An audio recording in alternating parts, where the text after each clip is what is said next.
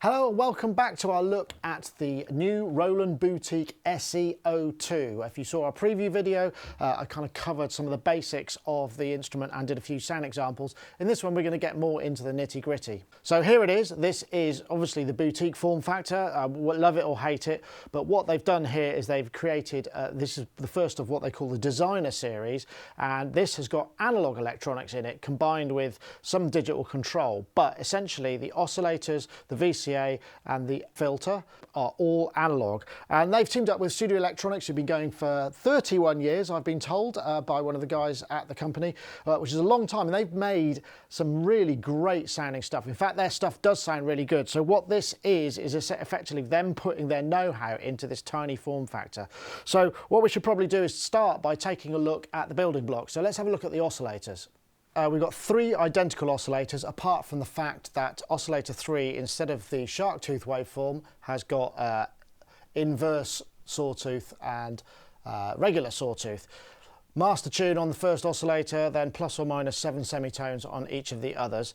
They also have a range that goes from low, which is kind of a more LFO territory, right up to 2 footage through 32. So we get plenty of range on those. So let's take a listen to the Sawtooth, because everybody knows what that sounds like. And if I get that up on the screen,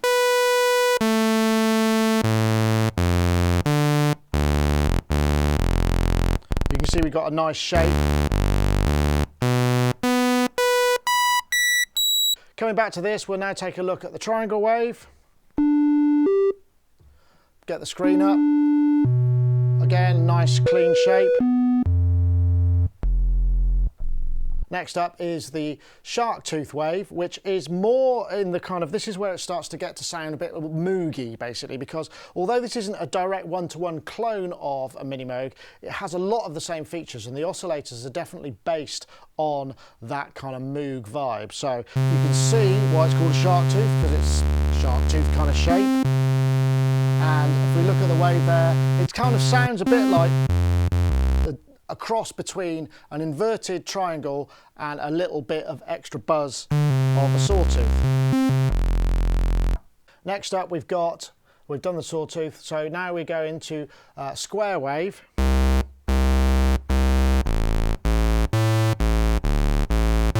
And this really does have a nice kind of buzz and depth to it. I know I get mimicked a little bit for kind of saying these kind of descriptive words, but ultimately, what else can you use to describe it? Again, some waves do have these kind of like strange ramps to them, but it's the verticals that make the kind of squareness of a square wave, so I'm not too worried about that.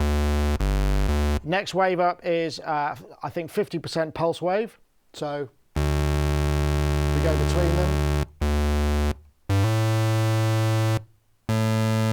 We get the difference between, and then the final one is 25%. Which is a sort of skinnier version. So presumably your next question, as my next question was, does it do pulse width modulation? Well, the answer is yes, but not quite in the way that you might expect. So if I come in tight here, this is all handled, the cross modulation is handled by the Xmod section. The Xmod section will route oscillator 2 to the filter for frequent audio rate modulation of the filter, oscillator 3 to oscillator 2 frequency modulation, and then finally oscillator 3 to pulse width 1 and 2. So to do that, I'm going to turn oscillator 3 into low mode, tune it right down. Let's go into a triangle wave. I can also disable the keyboard. There's a little switch here, so I can remove the pitch from oscillator 3, which is quite handy for other modulation sources. And then I'm going to play my square wave. And now I can dial in the amount of pulse width modulation. That is actually as low as it goes. The truth of it is the low frequency mode of the VCOs is not all that low. If I turn it into a Sawtooth wave and turn it up, you should be able to, and turn down the oscillator, you should be able to hear just how fast that is. It's not all that slow. What SE Electronics have said is it may be possible the firmware update, because I think the LFO is actually digital, to route that to the pulse width modulation, but it's not currently available in the SE-02 as is, so you can't get that slow, tearing, kind of classic pulse width modulation sound that you might be after, the way it stands. So you might think with these three oscillators, wouldn't it be great if it could play paraphonically, because obviously some synthesizers allow you to play paraphonically or even duophonically, three oscillators. Unfortunately, that's not the case with this, but you still can get some pretty cool sort of multi-tune things. I've got a little sequence running. If I just press play on the sequence I've quickly put into the Arturia, I've got three oscillators, all detuned. I can add a bit of glide.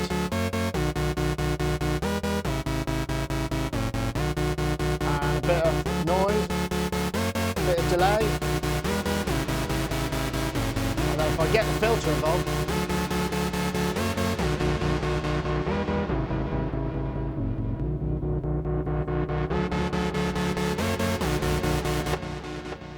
so yeah, I mean, with those three oscillators kind of separated, you can get some fairly big sounds. Now, I should just mention about the cross mod as well. So if I just take these down to triangle waves and dial in some of this cross mod, I can show you what sort of effects that FM has. So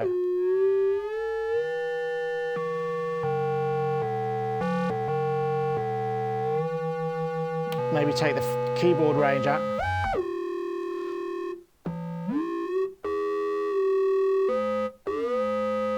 I can also dial in pitch envelope for oscillator 2 only. Let's have a bit of...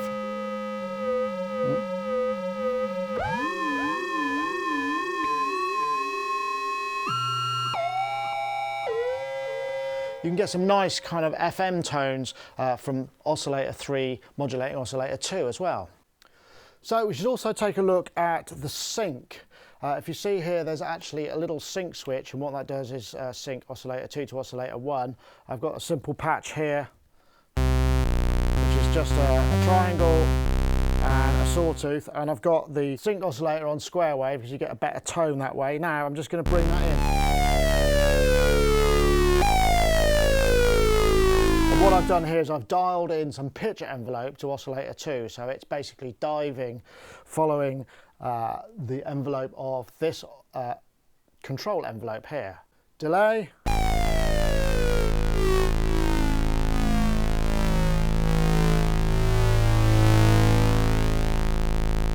And we get a nice, good, pure analog sync tone. It does highlight one little thing though, which is it would be really nice if we could actually modulate the mixer level of different oscillators, because that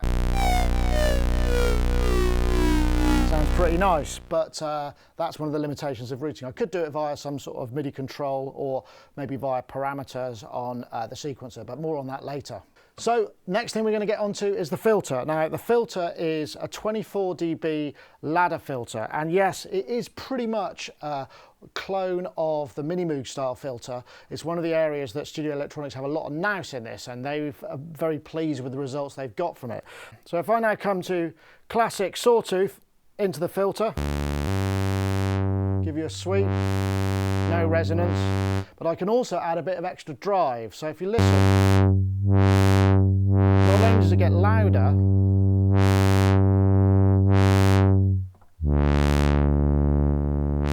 but you get a bit of that extra kind of buzz, and that's the gain staging into the filter, and that's something that they've been very sort of specific about, because you get quite a lot of different characteristics. So coming back, let's add a bit of full bit of resonance.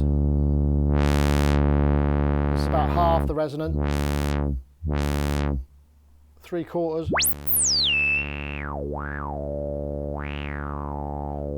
And we get those lovely harmonics, but as you notice, the bottom end does drop away quite considerably, and that is something that I mentioned in the preview video. It's a characteristic of the sort of classic Mini Moog filter, and in this instance they haven't got any gain compensation. You can get around this a little bit by take the resonance up to about there, add a bit of feedback, which is basically a feedback signal which does angry it up an enormous enormous amount. But you get quite a lot of different amounts of character, and you can go right up to almost this kind of MS-20 style, this real sort of angry resonance. But yes, you do get that bottom drop off. So let's just take a look at the cross mod in the filter as well, because we've got this ability to route oscillator 2 via audio rates to the frequency cutoff. So if I just press play on this little sequence I've got running, very simple. So now I'm going to start with it quite low, and I'm going to bring the cross mod in.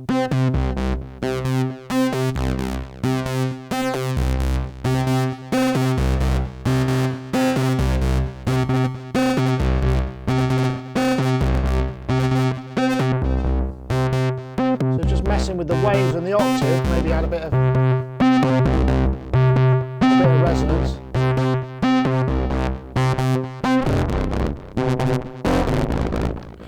We can get into all sorts of sonic mayhem with that, with the audio rate mod of the filter as well. So let's get into the LFO. There is a single LFO, multiple waves. It's actually a digital LFO. I don't know that there are many people who make analog synths at the moment that are using analog LFOs. I guess you get much more level of control and recallability. There's plenty of waves on this particular LFO. We've got sine, triangle, saw up, saw down, square, half pulse width, 25% pulse width, sample and hold, and random.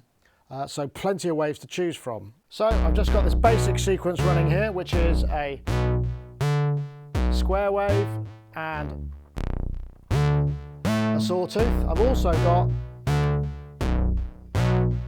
this fifth coming up, but what I'm actually going to do is I'm going to switch the keyboard tracking off, so you end up with this kind of pedal note, which is kind of cool.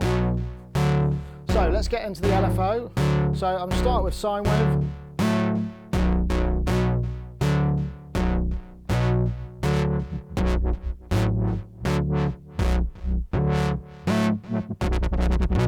Take this right up into the top of the range. It does get into sort of low audio rates, which is kind of cool. Triangle and a sawtooth, and we can set that to be key synced as well, or just have a one-time trigger, so just a single cycle.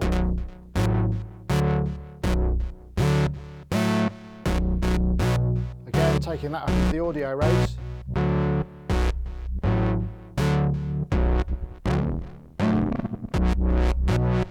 Useful. We can sync the LFO and the delay to the incoming tempo, or just the LFO and just the delay. So let's come back out here and start messing with the sound a bit more.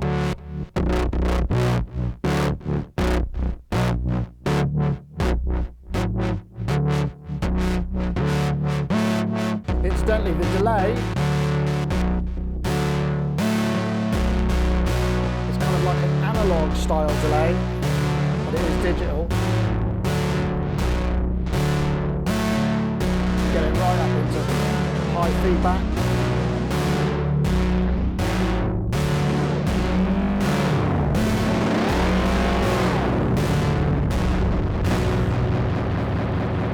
You can't modulate the delay, but you can tempo sync it, which is quite useful. I think it goes up to round about, it sounds like about 1,000 milliseconds, so around about a second.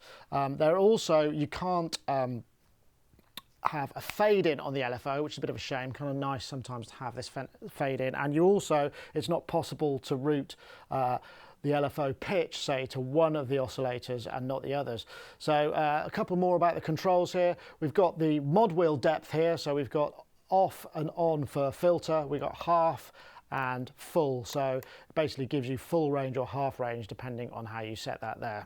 Okay, so now I'm going to bring in some external equipment, and as such what I've got is a Pittsburgh Modular Liveforms. And the way I've got this hooked up is I've got the MIDI out of the Arturia going into the MIDI in of the SE-02, MIDI out coming out of there into the Liveform, and with the SE-02 I've got the sequence running on the Arturia. So if I turn up the Sawtooth, we're now just hearing the Sawtooth coming in via the external input into the path. I can add my other waves.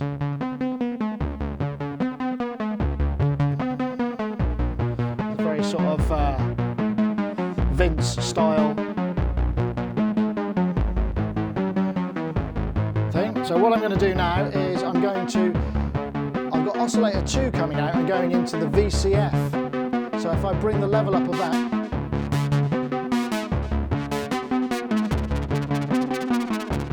I can basically use that like an LFO. I'm just using a triangle here. I could use a square. So I can get, modulate the frequency by a decent amount. So if I take the level down there.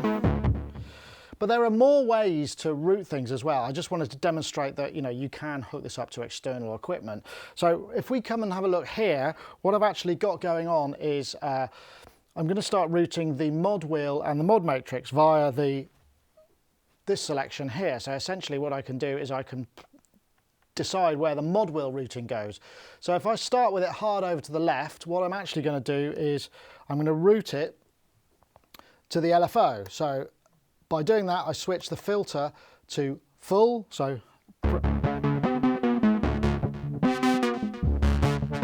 now effectively that's the depth. If I want to bring the pitch in, I can modulate that or just modulate that depending on how I have these switches set.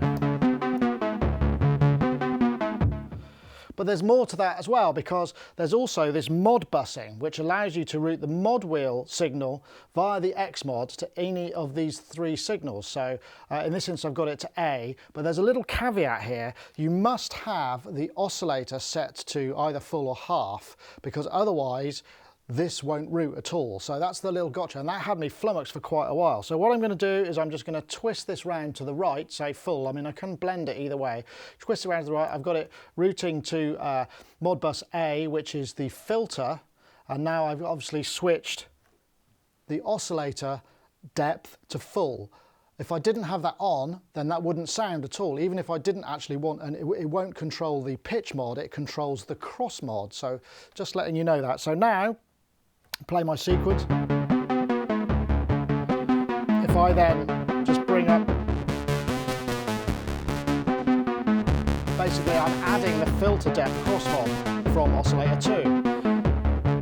But I could just as easily switch that to Modbus B, which would be affecting the pitch depth, cross mod.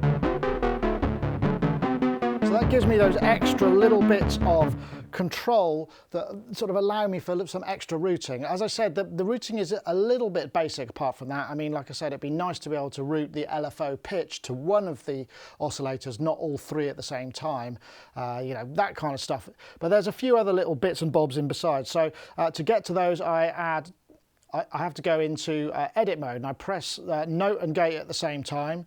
So for instance, I might want to I can set the bend range, I can set the modulation sensitivity, I can set the aftertouch sensitivity. Mod sensitivity is actually not what you think. This is what this does is actually route the mod wheel to the filter. So if I spin that round to there, and now I press my note, what I'm actually doing is opening the filter with the mod wheel. So that's an additional routing. I can also route that via aftertouch sensitivity to the oscillators. So if I turn that up a little bit and just press a note, what that does is actually bring in pitch mod based on the LFOs. There are a few other little features as well. If I take that down again, because I'm not likely to use that, but that means I can add vibrato with aftertouch.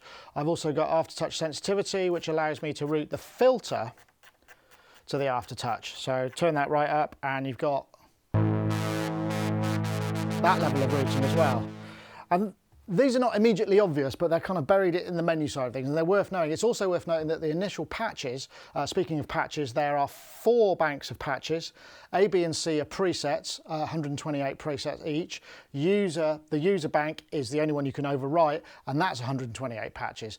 All of the kind of initialized patches in that bank have mod depth filter opening, and you have to kind of dig around and find that. So it's worth checking that out if you really want to figure out why is the filter opening when you want it to do something else. So now it's time to get on to the sequencer, and the sequencer in the SE-02, while traditional in many ways to the Roland kind of 16-step thing, you've got all the kind of ability to change the resolution, the shuffle and the scale and the direction, all of them, the first and last step, is actually a bit of a pig to use. It's not, you know, your most friendly. I mean, on a basic level, it's quite straightforward, but when you start to use it more complexly, it's not so much. So if I start here, I've got the sequencer running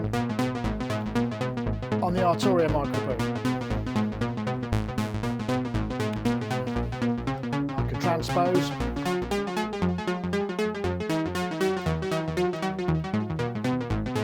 All well and good. Now, I've got the same sequence running on the SE-02, and I do that by switching the sequence mode to sequence. I'm in notes and I've entered each individual note, so I press a step and I tune the note, and then the next note. I can enter these by MIDI as well, which is what I've done here.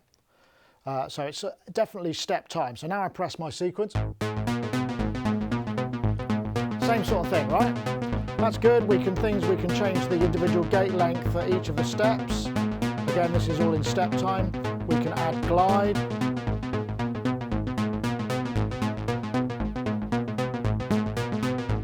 Which is quite subtle, but it does happen in. But we've also got this ability to add parameter changes. So parameter changes are what you could do. What you can actually do is you can store a parameter value per step.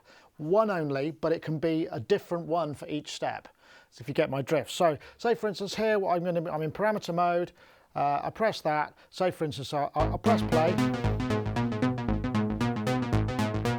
Let's say I want that one, not this one, to be open the filter.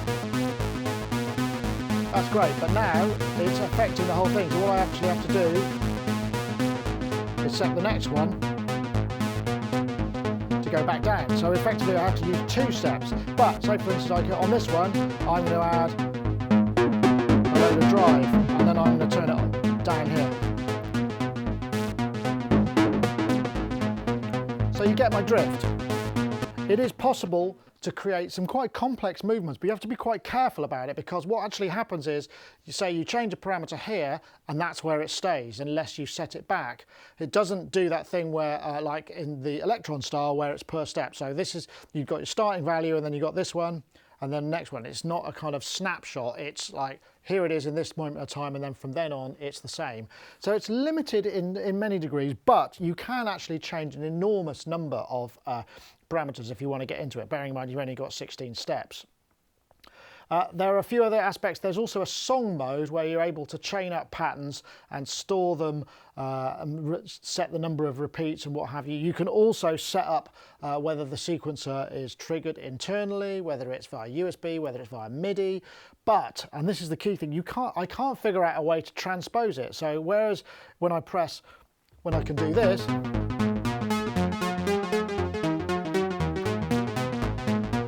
can't figure out a way to do it on here, so it's quite limited in that aspect in terms of performance mode. The documentation is quite light on this thing, so there may be a way, and I may have missed it.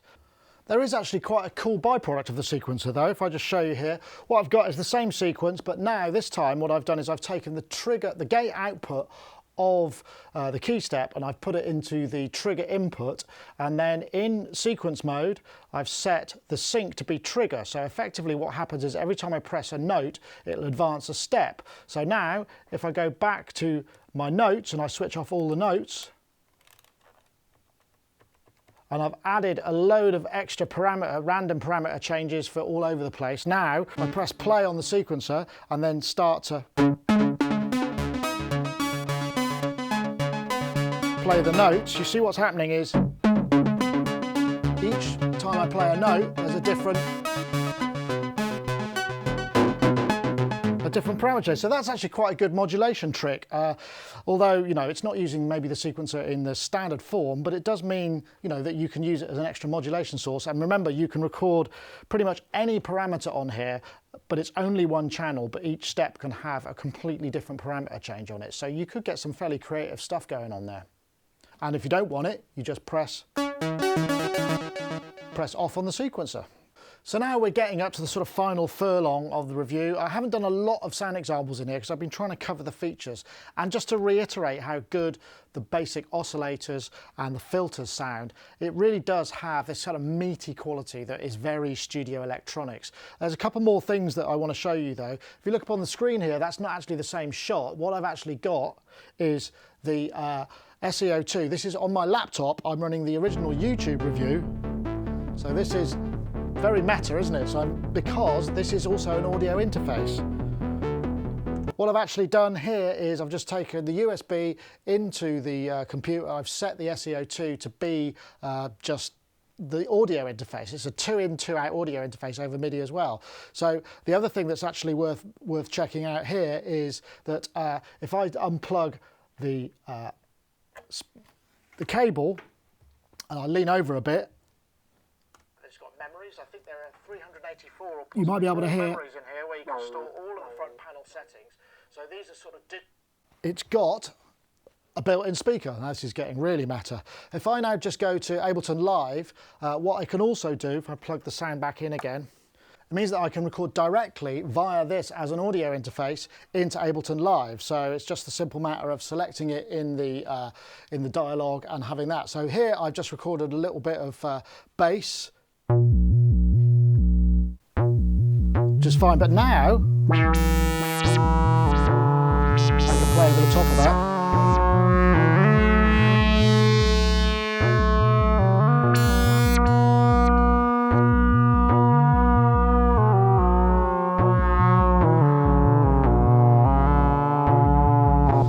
Too carried away there. So basically I can record directly from the SE-02 into my DAW because it's got this built-in audio interface as well. And I guess at a pinch you could use that built-in speaker. Maybe you want to check a mix on something really tiny.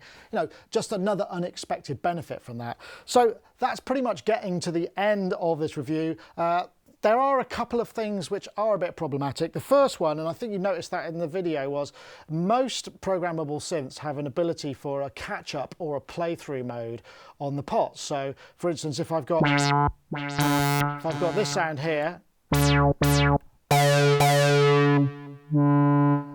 when I change a parameter, it jumps. You don't get a kind of push through, and there's no, as far as I can tell, there's no additional mode that allows you to have catch-up mode for when you're changing programs and you reach for a knob. It just kind of will jump to whatever the thing is fixed rather than wait for it to catch up. And that's, I don't know if that's a firmware thing. It'd be nice if they had that, because for some people that's going to be quite important, particularly when playing live. I mean, the other thing is obviously, you know, we're still talking about the same boutique thing.